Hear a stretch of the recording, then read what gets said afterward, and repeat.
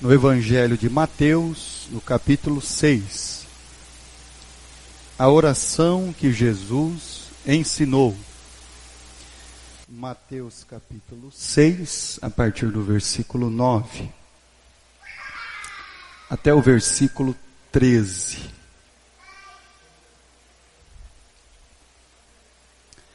Portanto, vós orareis assim: Pai nosso que estais nos céus, santificado seja o teu nome. Venha o teu reino, faça-se a tua vontade, assim na terra como no céu. O pão nosso de cada dia dá-nos hoje. E perdoa-nos as nossas dívidas, assim como nós temos perdoado aos nossos devedores. E não nos deixes cair em tentação, mas livra-nos do mal, pois teu é o reino, o poder e a glória para sempre. Amém. O nosso Salvador Jesus, o Mestre, aquele que nos ensina, aquele que diz: aprendam de mim, meu fardo é leve, meu jugo é suave, e vocês vão entrar num descanso. Vocês vão ter um descanso para essa ansiedade de alma. Vocês vão ter um descanso dessa alma que não se sacia, que não se satisfaz com coisas deste mundo. Então você vai notando a palavra de Deus. Quando Jesus então ele ora e diz assim: o pão nosso de cada dia dai-nos hoje. E aí você entendeu que não é o pãozinho do café da manhã. Não é isso que Jesus está falando. O que Jesus está falando é sobre os anseios de alma, de vida.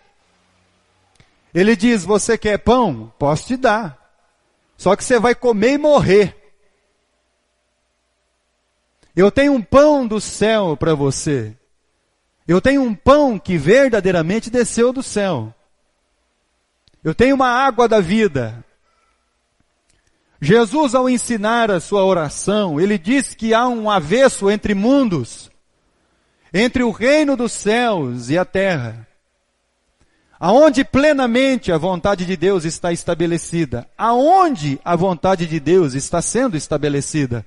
Em um mundo em trevas, no maligno. E aí talvez você queira construir os seus reinos num mundo do maligno, num mundo em trevas. E aí você queira viver, quem sabe, sobre as regras deste mundo e não do reino de Deus. O reino de Deus não é comida e nem bebida, mas é paz e alegria no Espírito Santo. O reino de Deus não é o que eu almoço ou janto. O reino de Deus é a paz que eu tenho para tomar o café, almoçar e jantar, sendo ele muito bom ou você achando que não. Porque eu preciso de paz e alegria no Espírito Santo. Isso é reino de Deus. Reino de Deus não é banquete. Não. Porque não é comida e nem bebida.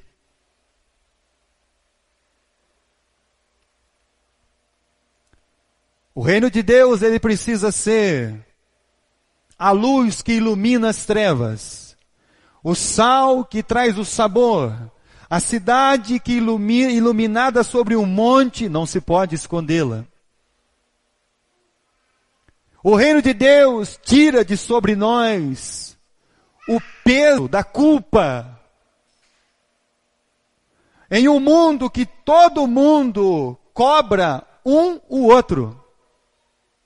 Você é cobrado no seu trabalho, cobrado pela sua família, cobrado pela sua esposa, cobrado pelo seu marido, cobrado pelo seu ente querido, pelo seu vizinho, pelo seu irmão, pela sua consciência. por aqueles que te querem mal, por aqueles que te querem bem, pelo diabo. E esse peso de culpa é que o reino de Deus veio tirar de sobre nós. Perdoa-nos as nossas dívidas. Talvez você está vivendo achando que você está sempre devendo alguma coisa. A palavra de Deus nos diz que a única coisa que nós não devemos dever a ninguém é o quê? Amor.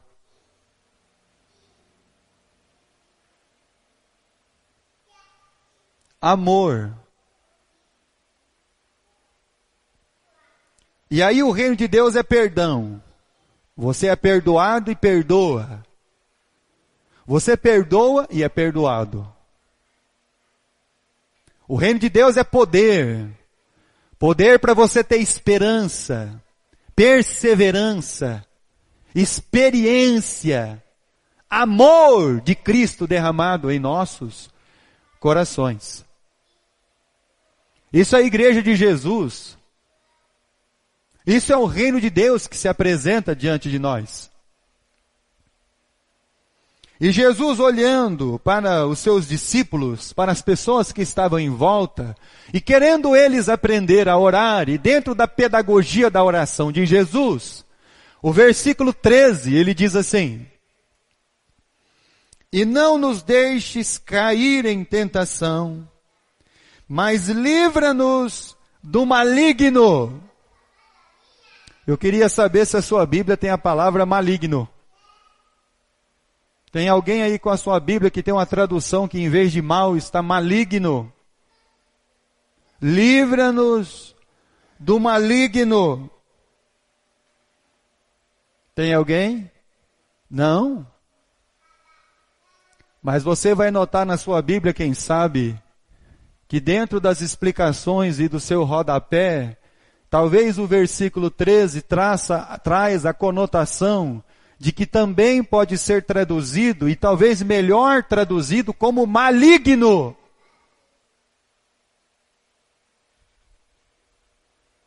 E o que Jesus está tentando falar ao nosso coração é o seguinte: existe um ser que é a personificação do mal. Não é apenas um mal, é um maligno. Não é apenas um espírito imundo. Não é uma legião que estava lá dentro do gadareno. Não, é o diabo. É o Satanás. É o Apolion. É o Abaddon. É a antiga serpente. É o enganador. É o acusador. É o pai da mentira. É o príncipe da potestade do ar. É o Deus desse século, diz a palavra de Deus. Então Jesus não está falando sobre um espírito maligno. Jesus está falando do próprio Beelzebu. É este que Jesus, ao olhar no coração dos seus discípulos e do nosso, ele está tentando dizer: toma cuidado com ele. Cuidado com o diabo. Paulo, ao escrever aos Efésios, ele diz assim: não deis lado ao diabo. Tem gente que vive dando lado para o diabo.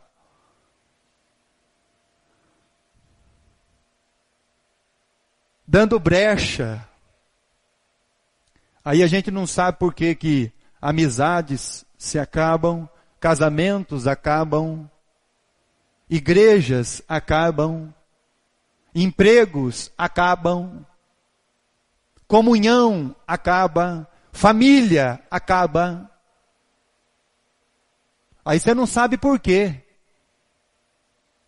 Sabe por quê?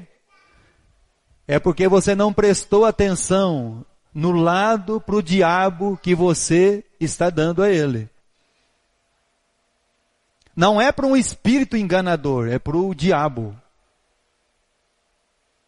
Não é para um espíritozinho, é para o Satanás mesmo.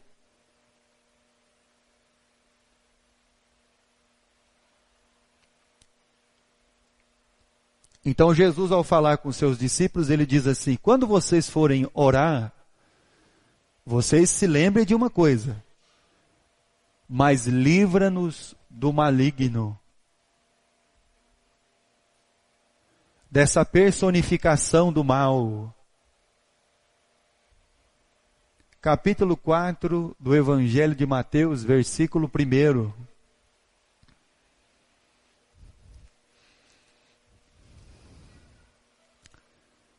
A era medieval ficou conhecida como Era das Trevas.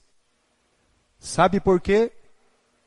Porque a igreja predominante ponhava medo nos seus discípulos com o diabo. Por isso que foi conhecido como Era das Trevas. E por isso que surgiu o iluminismo, as questões humanas. E aí Jesus, ao olhar para os homens, ele disse assim: olha, vocês quando estiverem orando e vigiando, vocês digam nas suas orações, falem com o Pai, mas livra-nos deste maligno. Capítulo 4, versículo 1. A seguir foi Jesus levado pelo Espírito ao deserto para ser tentado por quem? Pelo diabo.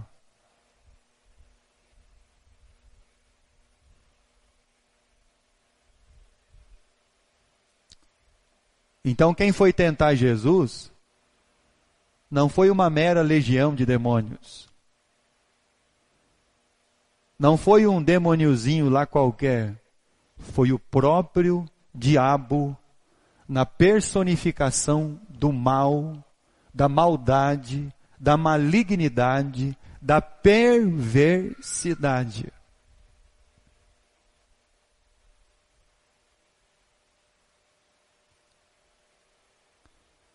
Ele foi tentar Jesus.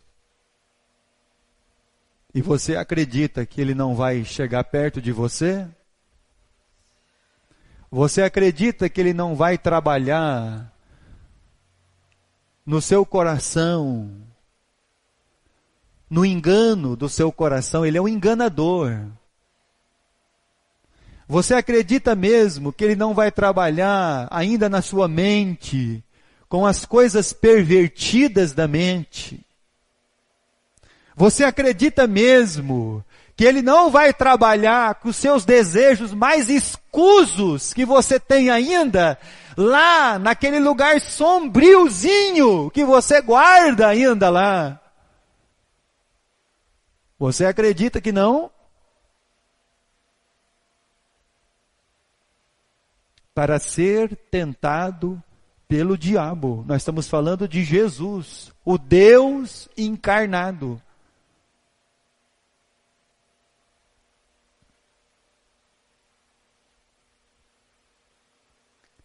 Segundo Coríntios capítulo 2. Se Jesus ao orar e a pronunciar essas palavras ao coração dos discípulos e ao nosso, essa palavra eterna, segundo Coríntios capítulo 2.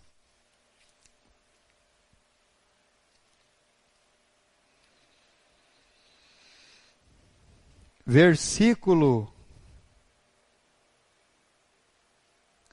10. A quem perdoais alguma coisa, também eu perdoo. Porque de fato, o que tenho perdoado, se alguma coisa tenho perdoado, por causa de vós o fiz na presença de Cristo, para que Satanás não alcance vantagem sobre quem? Sobre nós. Paulo estava falando sobre aquela questão que foi tratada na igreja de Corinto. Aquele jovem que provavelmente se arrependeu do seu pecado, mas ele estava em demasia tristeza.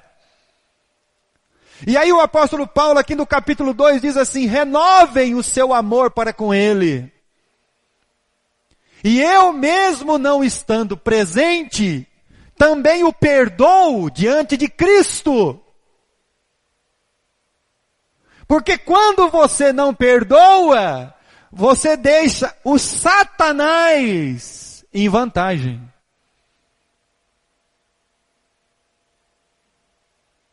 Sabe quem leva vantagem? O diabo. Versículo 11.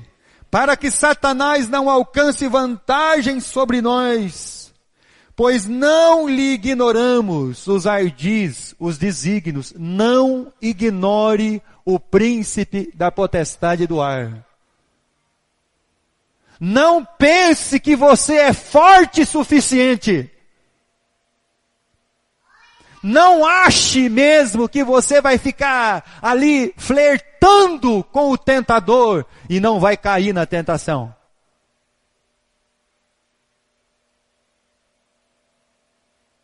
Não ignore as astúcias do inimigo da alma, o adversário dos filhos de Deus.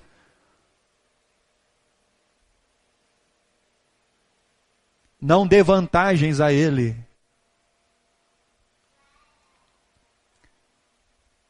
Quando você leva a sua vida meio de qualquer jeito, você está dando vantagem para Satanás.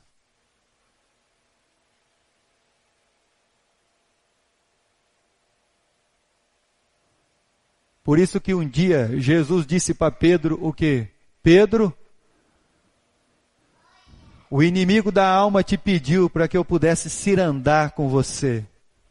Mas eu orei por você, Pedro.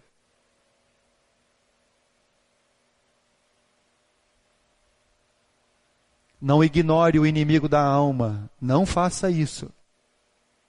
Não pense que você é capaz de sair da tentação ileso. Não ignore as suas artimanhas. Não dê a ele vantagem. Não dê lado. Não abra brechas. Não deixe lacunas. Porque é onde esse príncipe da potestade do ar, o diabo, ele trabalha. E Paulo vem recomendando isso ao coração dos irmãos. E a grande questão da nossa vida, meus irmãos, quando Jesus está orando e diz assim: mas livra-nos do maligno. Pai, não deixe nem ele se aproximar de nós.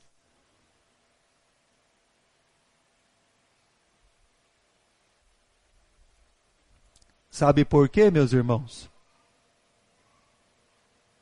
Porque o pior, presta atenção, o pior de todos os seres, se ele se aproximar de nós, com certeza encontrará o pior de nós. Vou repetir de novo. Quando o pior de todos os seres se aproxima de nós, ele encontra aquilo que nós temos de pior.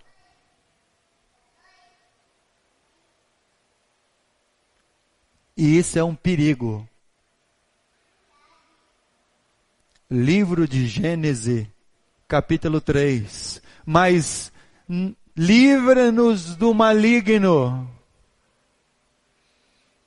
E aí você talvez esteja ignorando os ardis de Satanás, suas tentações, seus artifícios, porque você acha que você vai poder parar. Não, eu vou beber só uma e vou parar. Não, você não vai parar.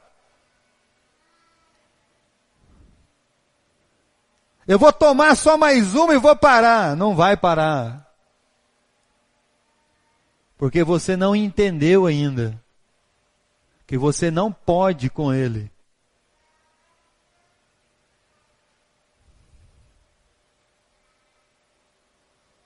Eu vou fazer isso só mais uma vez e vou parar. Não vai parar.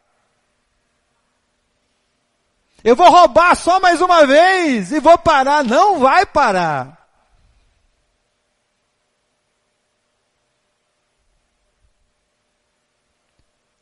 Você não brinque com o príncipe da potestade do ar. Capítulo 3, versículo 1 do livro de Gênesis. Mas a serpente mais sagaz de todos os animais selváticos que o Senhor Deus tinha feito, disse à mulher, é assim que Deus disse, não comereis de toda árvore do jardim? Respondeu-lhe a mulher, do fruto de todas as árvores do jardim podemos comer, mas do fruto da árvore que está no meio do jardim, disse Deus, dele não comereis, nem tocareis nele, para que não morrais. Então a serpente disse à mulher, é certo que não morrereis, porque Deus sabe no dia em que dele comerdes, se vos abrirão os olhos, e como Deus sereis conhecedores do bem e do mal. Vendo a mulher que a árvore era boa para comer, agradável aos olhos, árvore desejável para dar entendimento, tomou-lhe o fruto e comeu, e deu também ao marido, e ele comeu. Na boca de Eva, a árvore, o fruto, era para a morte. Quando o Satanás encontrou o pior da Eva, de repente, o fruto passou a ser agradável, desejável, mudou. Se na boca da Eva, há alguns instantes atrás, o fruto simbolizava a morte, agora é desejável, agradável, bom.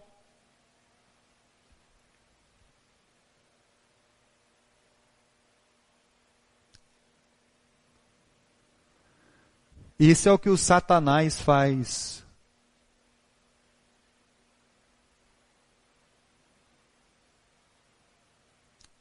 Quando você começa a dar lado, quando você ignora os seus ardis, os seus desígnios, quando você pensa que pode sair da tentação, quando você imagina que pode vencê-lo facilmente, e você não pode, nós não podemos.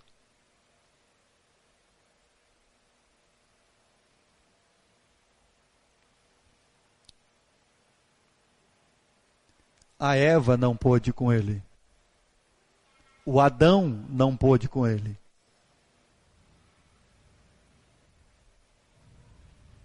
Não pense que você vai poder.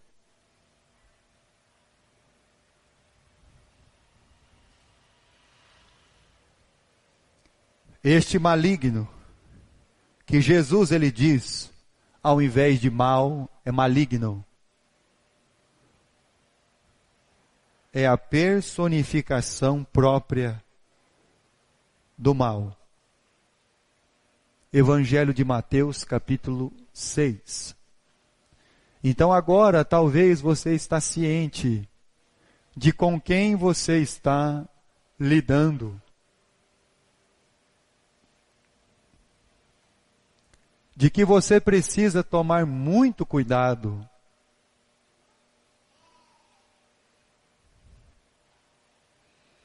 E Jesus na oração, no versículo 13, ao falar, ele diz, mas livra-nos do mal. Mas antes de falar, para nos livrar do maligno, ele já disse para os discípulos, orem para que vocês não entrem em tentação.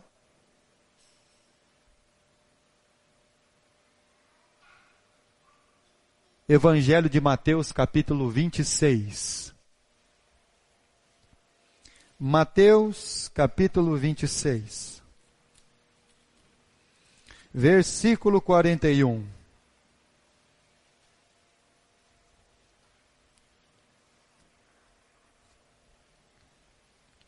Mas livra-nos do maligno. Mas antes disso, Jesus disse: não nos deixe, Pai, cair, entrar, ser induzido à tentação. Capítulo 26, versículo 41. Vigiai e orai, para que não entreis em tentação. O espírito, na verdade, está pronto, mas a carne é o quê? Fraca. Há algum tempo atrás, nós já falamos sobre a oração de Jesus.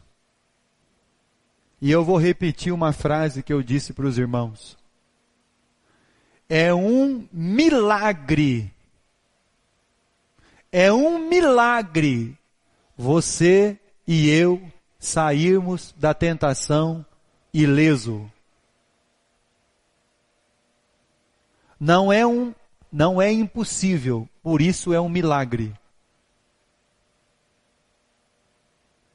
Jesus, ao orar e ao falar conosco, Ele está dizendo: orem ao Pai, para que o tentador, ele nem se aproxime de você.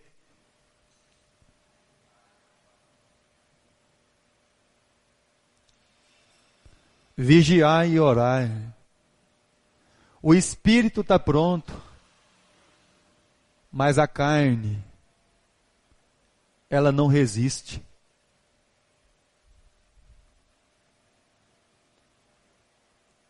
Capítulo 4 do Evangelho de Mateus. Evangelho de Mateus, capítulo 4.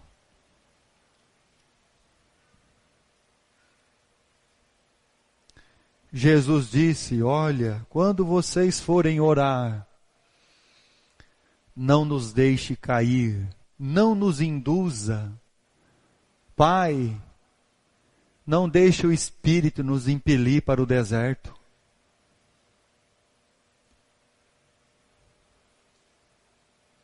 Versículo 3 do capítulo 4.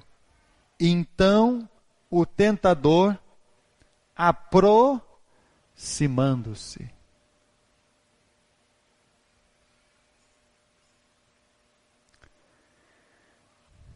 A questão da tentação é o tentador.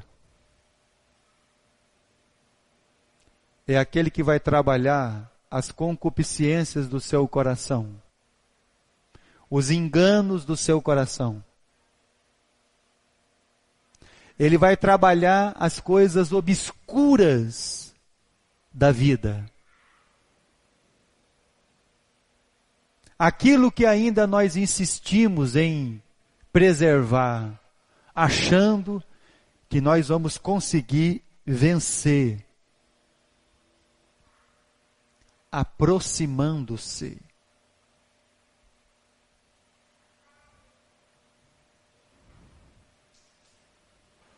Não nos deixe, Pai, cair em tentação. Tiago, capítulo 1.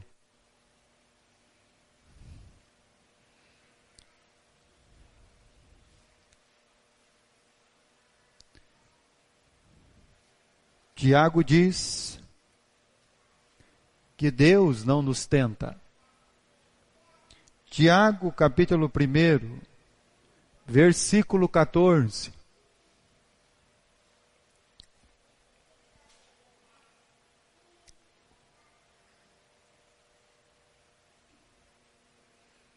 Ao contrário, cada um é tentado pela sua própria, o quê? Cobiça. E o tentador vai tornar você cada vez mais cobiçoso. Se é ganância, o tentador vai tornar você cada vez mais ganancioso. Se é orgulho, o tentador vai alimentar o seu orgulho.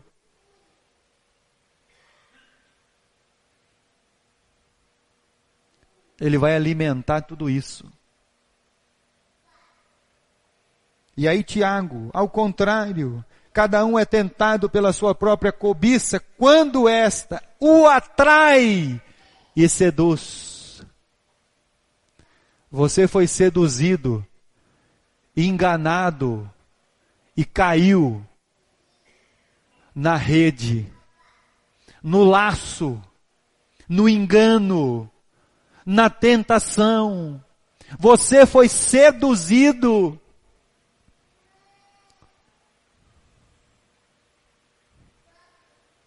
Versículo 15.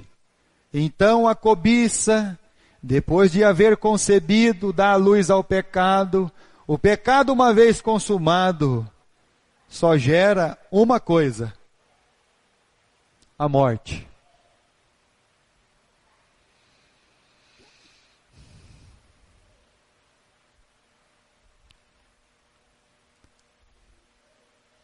Por isso que nós cantamos o hino. Há poder, sim, força sem igual, só no sangue de Jesus. Há poder, sim, prova o pecador, ó, aceita o dom de Jesus.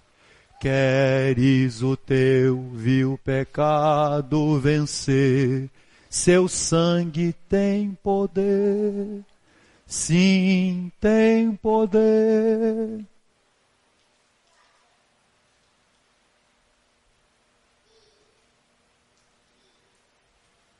O sangue de Jesus nos purifica de todo o pecado. 2 Timóteo, capítulo 2. Paulo, ao escrever a Timóteo, 2 Timóteo capítulo 2, versículo 24,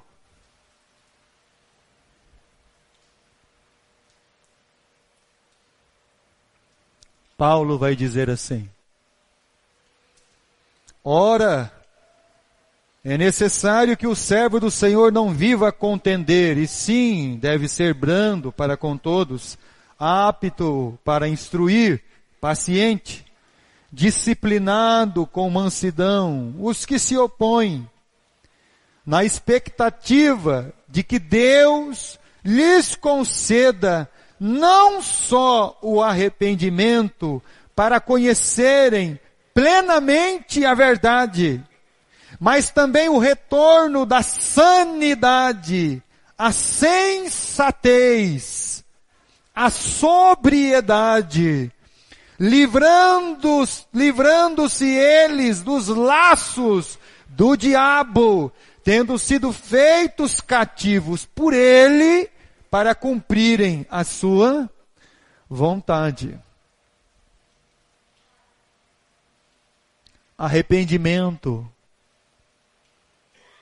Versículo 25, para conhecerem plenamente a verdade, para que eles voltem, retornem à sanidade da sua mente, livrando-se eles dos laços do diabo, porque eram cativos do diabo.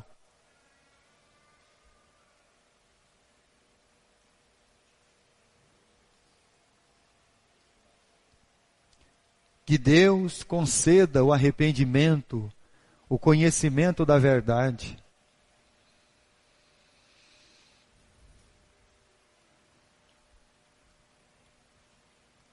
Que Deus não permita que o diabo venha nos enredar e nos fazer cativos.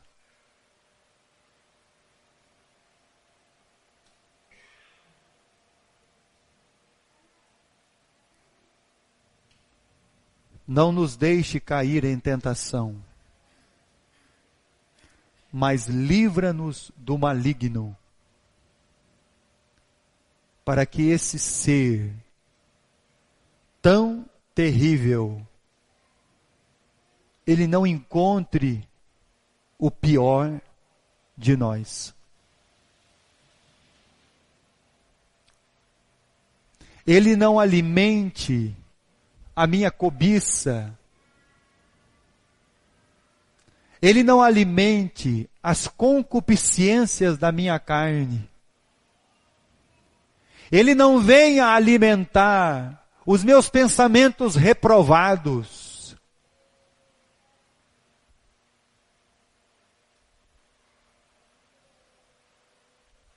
Não nos deixe cair em tentação, mas livra-nos deste maligno. Para encerrarmos, Tiago capítulo 4.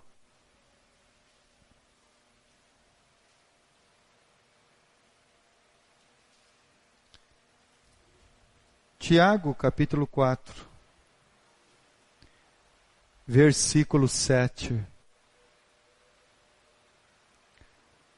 Clame o sangue de Jesus, porque é Ele que nos purifica de todo o pecado, nos traz o arrependimento, tapa as brechas, lacunas, aberturas, cura sentimentos ruins que vamos alimentando dentro de nós, e aí o diabo cada vez mais ele alimenta isso. E aí você dá a ele chance.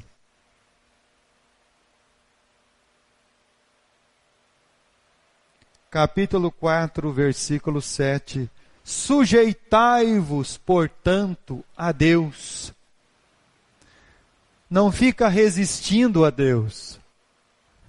Quando você deixa o diabo alimentar os maus sentimentos que você carrega, você resiste a Deus e deixa o Satanás alimentar isso em você. Resista o diabo. Sujeite-se a Deus. E quando ele perceber que ele não consegue alimentar os seus maus sentimentos, a sua cobiça, a sua raiva, a sua ganância, o seu ódio, porque você já se arrependeu dessas coisas. E aí então você resiste ao diabo e se sujeita a Deus. E o diabo foge.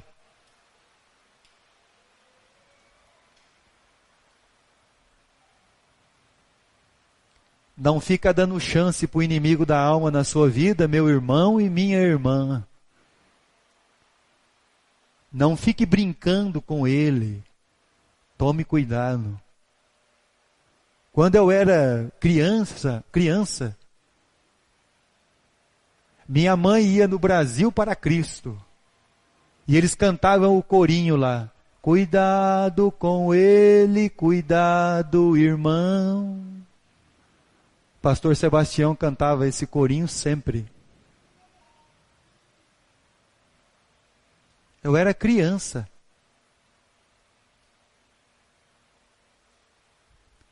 Cuidado. Sujeite-se a Deus e resista ao diabo, e ele fugirá de vós. Não nos deixe, Pai, cair em tentação, mas livra-nos do maligno. Livra-nos desse ser que é a própria personificação do mal. Não nos deixe, Pai, deixá-lo alimentar em nossa vida coisas que não são do reino de Deus. Em nome de Jesus.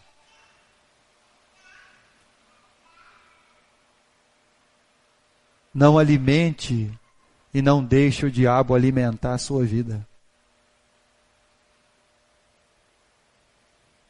Não nos deixe, Pai, fazer isso. Mas livra-nos deste maligno. Porque teu é o poder, o reino, a glória, para todo o sempre. Amém.